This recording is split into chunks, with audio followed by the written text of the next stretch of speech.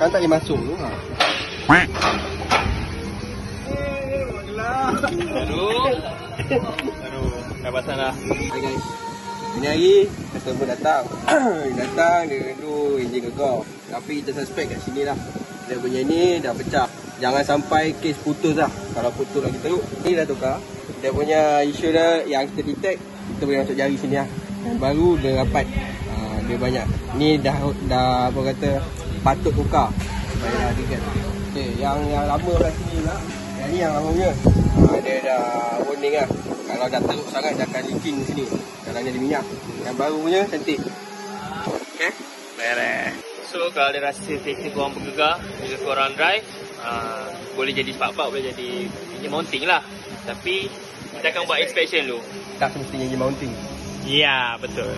Dia punya isu customer ni kata tak pernah tukar daripada sejak beli. So kereta dia dah berapa tahun memang tak pernah tukar. Tips penjagaan, sabar dulu. Kalau contohnya engine mounting ni tak boleh cakap apalah. Dia di mama usik.